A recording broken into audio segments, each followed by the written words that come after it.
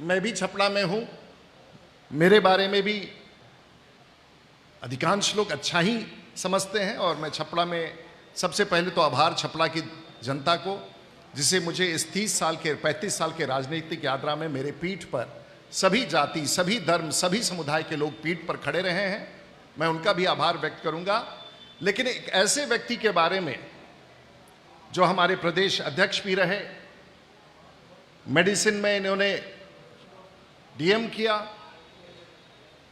लेकिन इनसे ज्यादा इनका परिचय, मैं बहुत पुराना हूं, पता नहीं आप लोगों को अंदाजा लगता है कि नहीं, मैं बहुत पुराना आदमी हूं राजनीति में। और मेरे यात्रा का ये राजनीतिक जीवन का, मैं पार्लियामेंट में 6 बार गया हूं, 4 बार लोकसभा में और 2 बार राज्यसभा में, और उसके पहले मैं विधायक भी था 1990 में, जब मेरी आयु मात्र 26 वर्ष की थी।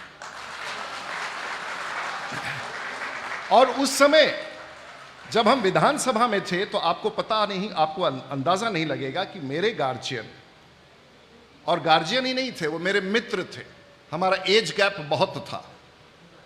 और डॉक्टर मदन जायसवाल जी के साथ, आप तो मेरे बेटे की तरह हैं, डॉक्टर मदन जायसवाल के साथ मैं विधायक था, बाद में मैं सांसद बना। और डॉक्टर साहब जैसा व्यक्ति हमारे राजनीतिक जीवन में, मुझे याद है जब मेरे पिताजी मधुबन आया करते थे शिकार खेलने के लिए, तब डॉक्टर मदन जायसवाल मधुबन में ब्लॉक मेडिकल ऑफिसर के रूप में पोस्टेड थे। ये 1962 की बात है, शायद तब आपका जन्म नहीं हुआ था। तो मान के चलिए कि अब आप डॉक्टर साहब मेरे घर के सदस्य हैं, इसलिए इसमें किसी को कोई कंफ्यूजन नहीं होना चाहिए। तो देखिए, डॉक्टर साहब के बारे में आप लोग बहुत कुछ नहीं जानते होंगे और ये बता भी नहीं सकते हैं, क्योंकि अंग्रेजी वाला विषय आपको कैसे कोई बताएगा। तो अंग्रेजी वाला विषय दुनिया में, और इन्होंने दुनिया का एक ऐसा बड़ा निर्णय कराया है जो शायद भारत में आने वाली पीढ़ी उस निर्णय को याद करेगा, एक इंटरनेशनल सोलर अलायंस। इससे पहले मैं दिखाऊं, कभी एक जमाने में जब हम लोग के पास वायरलेस सेट होता था तो लोग कहते थे कि भाई इस पुलिस वाले के पास वायरलेस सेट है तो एक बड़ा मजबूत आदमी है, दिखता था। आज हर नौजवान के हाथ में वायरलेस है, मोबाइल फोन है। विवाह संस्था, बाकी सारे कई सारे लोगों का बहुत लंबा, ये सभी व्यक्तियों को मैं व्यक्तिगत रूप से पत्र लिख करके आपका अभिनंदन करूंगा। सूची बहुत लंबी है, आप दूर दूर से आए हैं। प्रमोद सिंह हुए, सुनील सिंह जी हुए, बिच्छू सिंह, उदय सिंह, अंगेश्वर कुमार, अपू सिंह जी, दीपू सिंह, आदित्य सिंह, बहुत बड़ा नाम है। मैं क्षमा चाहूंगा कि इतने लोगों का नाम है, पत्रकार लोग। तो आप ये सवाल उठा रहे होंगे कि हम करने क्या आए हैं। ये मंच लगा करके ये इतने बड़ी संख्या में वैसे लोगों को मैंने जुटाया है जो आखिर करने क्या आए हैं रूडी जी। और ये सवाल हमसे डॉक्टर साहब ने पूछा कि कुछ सुन रहे हैं कि आप कुछ कर रहे हैं। तो मैं साफ तौर से कहना चाहूंगा कि एक बात स्पष्ट रूप से सबको पता होना चाहिए कि मैं भारतीय जनता पार्टी का सक्रिय सदस्य हूं। भारतीय जनता पार्टी ने मुझे जिस स्थान तक पहुंचाया है, मैं आभार व्यक्त करूंगा देश के प्रधानमंत्री का और भारतीय जनता पार्टी का और प्रदेश का। मैं आभार व्यक्त करूंगा कैलाशपति मिश्रा जी का, जिन्होंने मुझे 25 पैसे के मेंबरशिप दिया। मैं आभार व्यक्त करना चाहूंगा राधा मोहन सिंह जी, जिन्होंने मुझे घर से बुला के मेंबरशिप दी। मैं भारतीय जनता पार्टी का राष्ट्रीय प्रवक्ता हूं और मुझे सौभाग्य प्राप्त हुआ कि अटल बिहारी वाजपेयी के सरकार में भी मंत्री रहा और आदरणीय मोदी जी के लिए, इसलिए मैं भारतीय जनता पार्टी का कार्यकर्ता हूं। जाने से पहले मैं बताऊंगा कि मेरा जो एजेंडा है वो बिल्कुल बिहार के लिए और इस राज्य के लिए।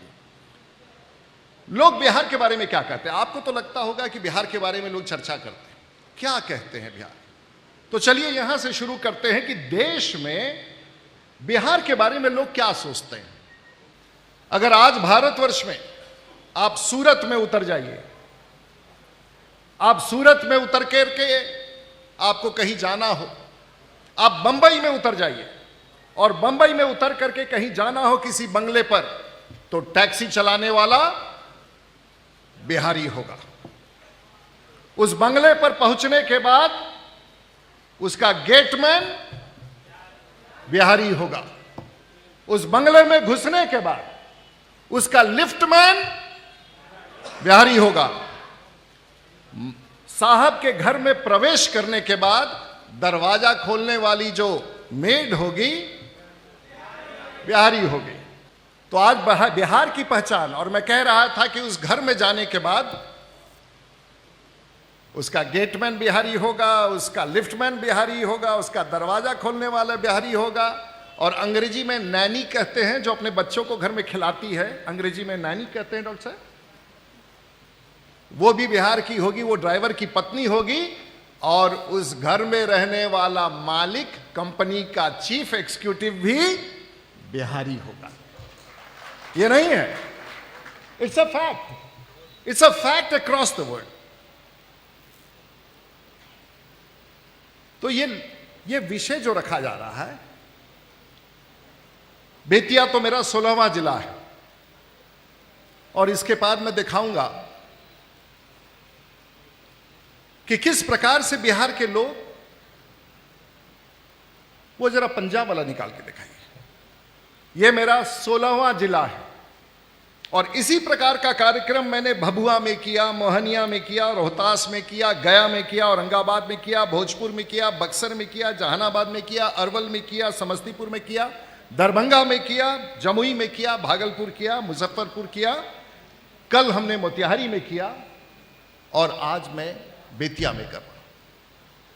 और पहले कार्यक्रम में जहां 50,000 लोग देखते थे, आज भारत दुनिया में 5 से 8 लाख लोग इस कार्यक्रम को देख रहे हैं, और यह गैर राजनीतिक है।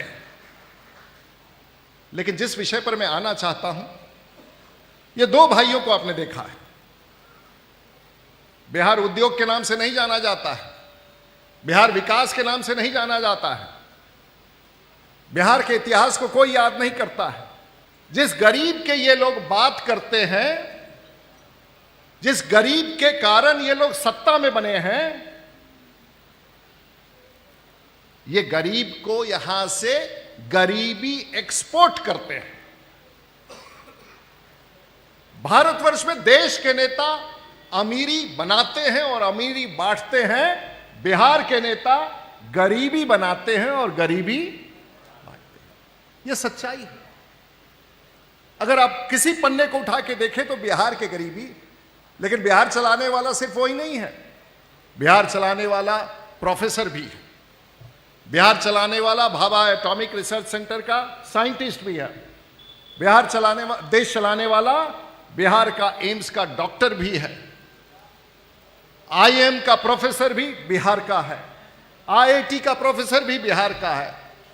जरा देखिए ये किस प्रकार से पूरे भारत में एक से एक लोग जाके बिहार चला रहे हैं, चाहे उद्योग में हो या फिर किसी और काम में हो। और सबसे ज्यादा दुनिया में मरने वाले मजदूर भी बिहार के।